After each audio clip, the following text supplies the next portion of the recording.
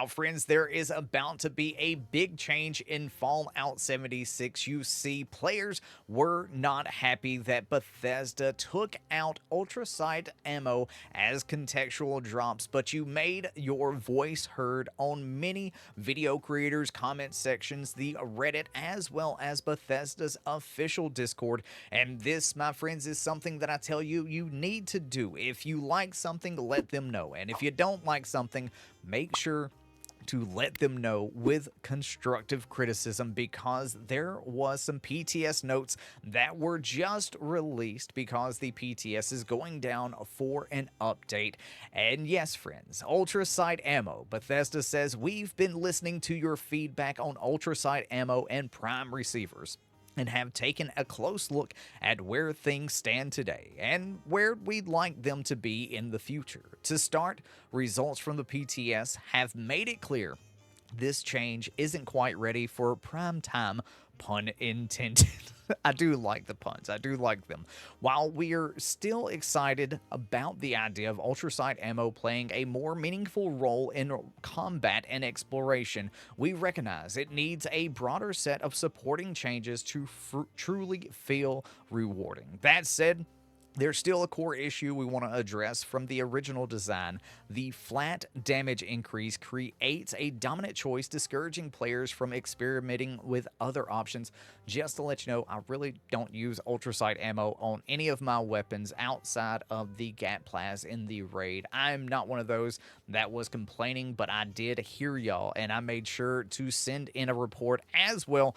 Here's what we're planning to do with this ammo type during the PTS. So normally what happens in the PTS is something that comes to the public server. So over the course of time, they're going to adjust and they're going to see what type of changes players are liking.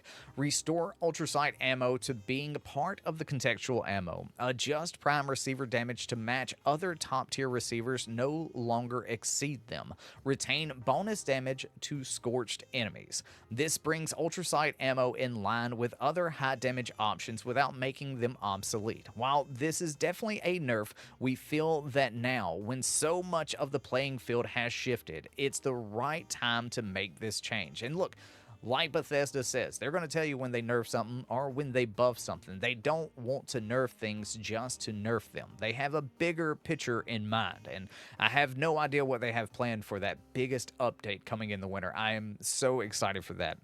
But looking ahead, we're committed to making Ultracite Ammo feel like a powerful, rewarding player choice, something that's earned through exploration and overcoming tough challenges. We want it to feel valuable and impactful, not just a stat boost. We're open to your ideas on how to elevate this ammo type further, so tell us what you'd like to make it feel more special. Your feedback on the current experiment was extremely valuable, and we really appreciate the time that went into discussing it. Note, we're still in the process of making these changes, so they won't be reflected in the PTS today, but we'll let you know when they arrive. They also put in some other patch notes talking about combat, about a floater flamer and floater freezer grenade explosion no longer damage enemies through walls. Fixed an issue where Enclave plasma gun mods weren't dropping from events, Enclave events. Fixed an issue which prevented some thrown weapons from scaling with player level. Fixed an issue which prevented non-physical damage from being added via weapon mods, including some default mods on weapons such as the plasma caster. Note this fix has the side effect of significantly reducing damage dealt by the pain train and some non-explosive thrown weapons. An additional fix will be introduced at a later date.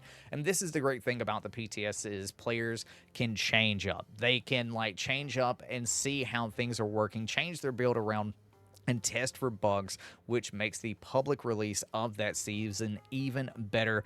Now, there is some changes to the submachine gun and to the 10mm submachine gun. The submachine gun is going from 52 as a base damage to 64, which is a nice benefit. It's a nice boost.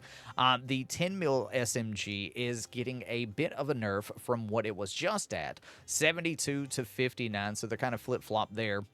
The floater Nasher grenade, the poison damage over time 182 is going to 140 per second, and the floater flamer grenade fire damage over time from 300 to 257. And the fire rate for the submachine gun is going up 15%, and the 10 mil submachine gun is going down 10%.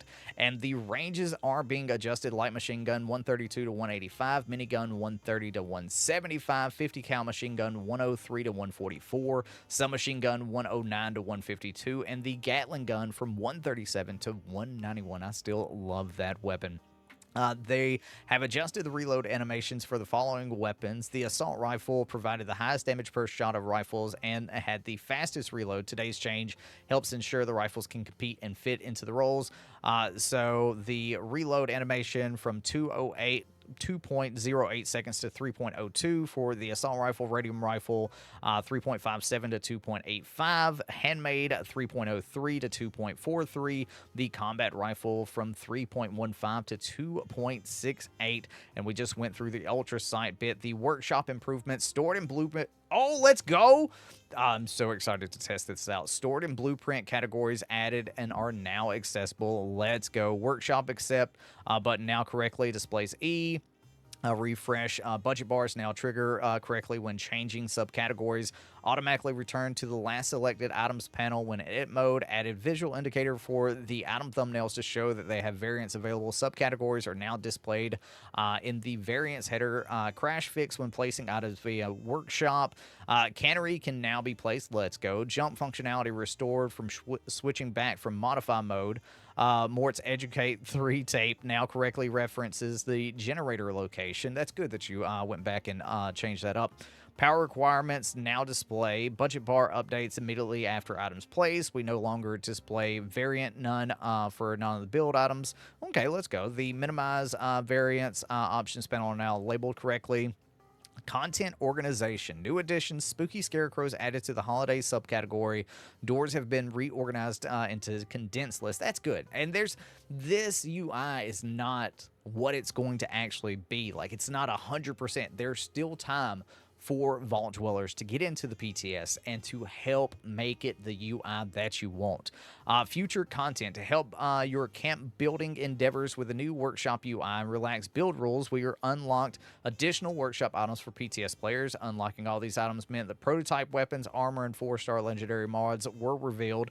Thank you for all of your feedback you've provided on these items so far. As a general reminder, if you're seeing something in the PTS that we don't specifically call out, it's safe to assume that the content is not planned for the update that we're currently testing. And remember also, and I'd like to also mention, that just because you see something in the PTS does not mean it is coming to the public release for that update, just like they said, but also ever. Because how long ago was it that we saw double mutated events at the top of the hour, and we still haven't seen that? And there were some weapons that were in there, like the laser musket rifle, that we've never seen in there as well. So there are things inside of the PTS that you may never, ever see. But also, if they leave something in there, maybe to give you a hint, or maybe by accident, that they don't specifically mention, it's not necessarily going to be in the PTS. But let me know your thoughts on all of this down in the comment section below. Thank you so much for taking time out of your busy day to check this video out. And thank you so much to the channel members for the continued support, y'all. Have a great and wonderful day out there in the wasteland. Peace. Love ya.